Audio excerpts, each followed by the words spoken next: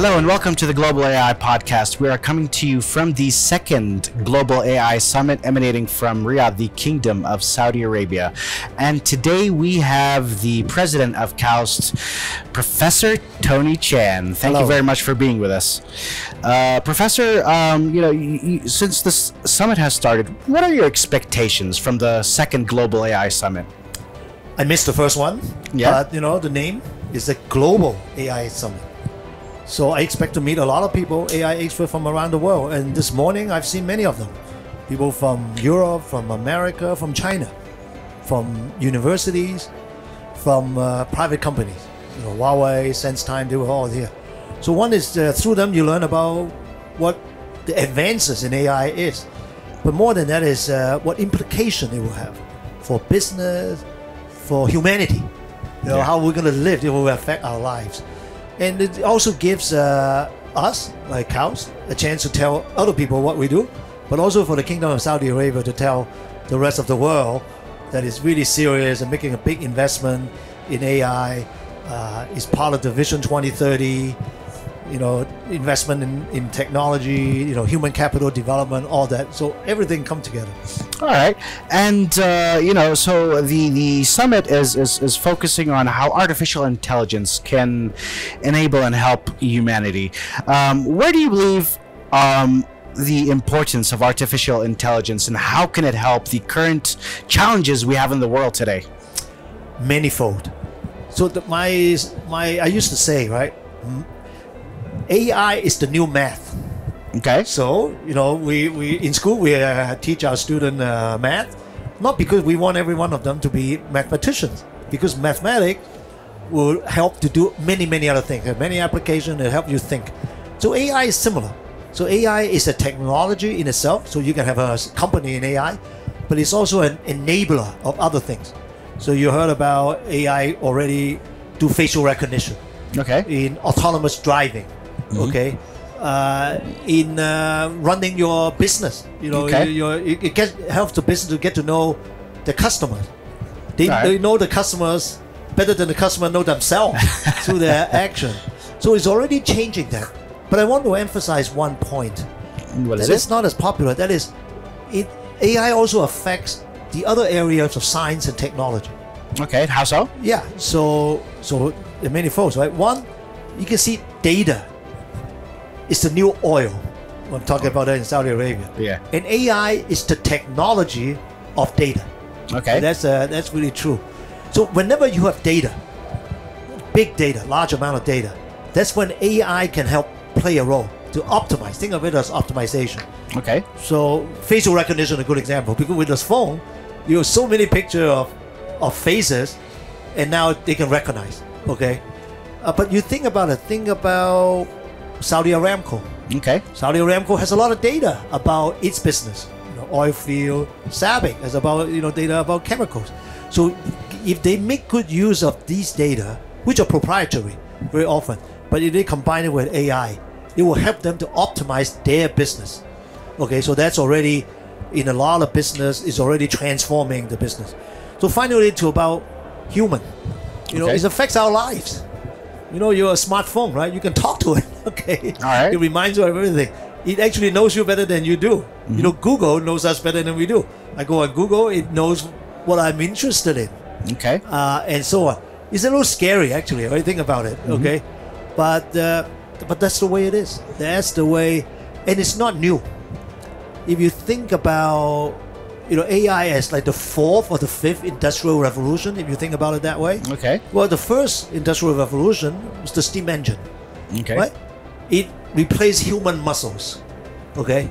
I'm sure people back then were saying, well, it will put human out of business. Right? Because most humans earn their living by human muscle. Well, it has not. And I think AI has that potential. It will make human into more efficient, make them enjoy their life better. Because the more mundane things, it will help them enjoy their life. I hope, and I don't think AI will replace human. Okay. A lot of people are afraid of that. Would you want an AI program to raise your kids? I don't think so. Yeah, I don't think so. I don't either. think so, right? Yeah. So I actually talking about science.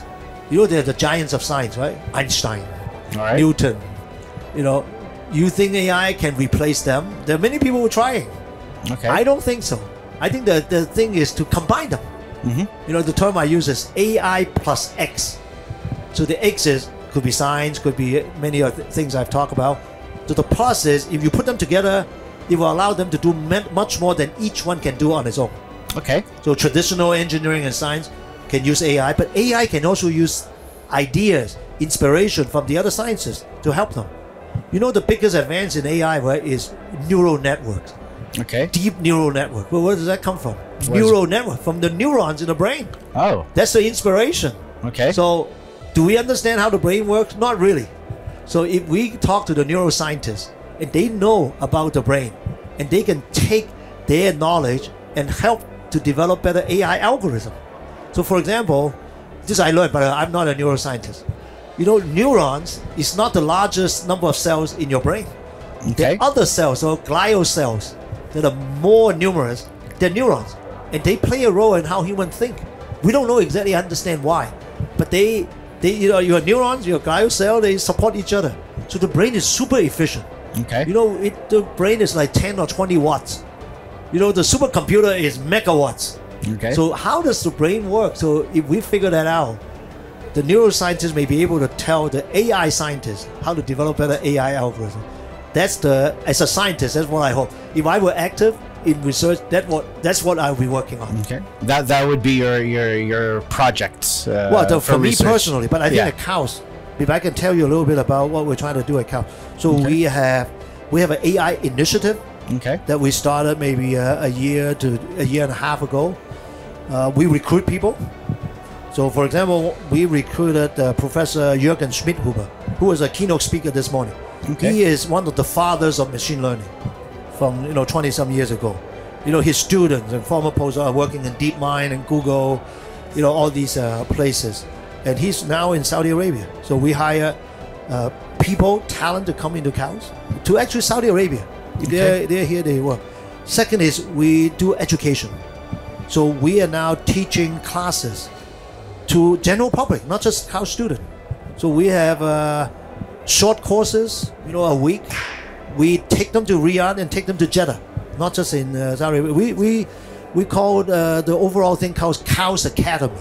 Okay. It's an academy. So if you have a job, you say you're curious about AI, you can afford maybe 1 or 2 weeks. You want to learn more? Well, you can come to join this program. And it'll foster your interest in well, actually, you learn something technical, but it's not like a 4-year degree. Okay, that's the idea. So, and of course, the last thing is we do research. Okay. We want to advance the field of AI. We want Cows and therefore Saudi Arabia to be known as not just using existing AI technology. We want to be developing the leading edge.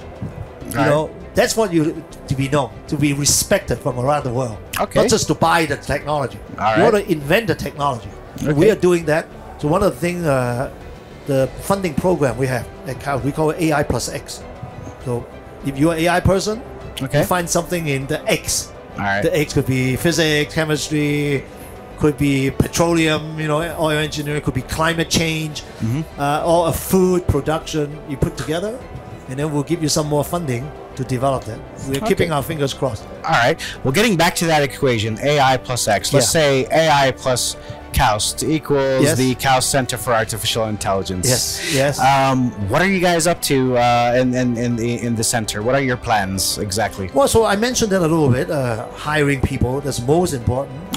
Faculty and students and postdocs, advancing research, doing partnership, in the kingdom and broadly. So, for example, in partnership, we have a new Sedaya Cows AI Research Center. That's just started, less than a year ago. We do research and training. Some of these courses I mentioned before was done in conjunction with Sedaya. We also have a partnership with Huawei. They are here. They make 5G.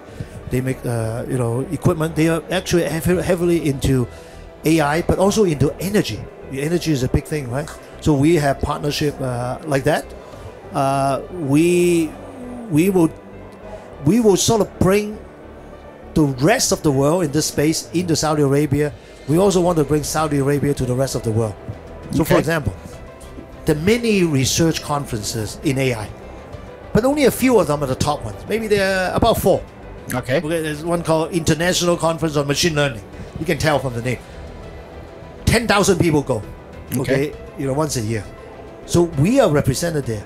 So Saudi Arabia is doing very well in those meetings. Because Saudi Arabia is like in several of these, in terms of the number of papers accepted to be presented, we're in the top 20. Okay. And a big part is because of cows. If you look at the paper, the people, most of those are coming from cows. We are very proud of that, but we are happy to be able to contribute to the Kingdom of Saudi Arabia. So now people say, oh, AI, Saudi Arabia, they really have some top people there. Okay. So that's what we hope to do. How do you feel that artificial intelligence is already, helping humanity? Good question. We are a long way from it. So one of the biggest challenges facing humanity, maybe we start there, right? You know the UN Sustainability Development Goal. There are 17 of them. Okay. Yes.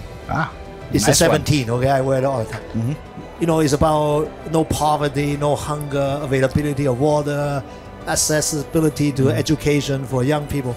We're doing terrible. Yeah. We're not even halfway. We're only it's good to have the goal, but we're a long way to go. So those are the challenges. So if AI can play a role in advancing these goals, there will be a huge contribution to humanity.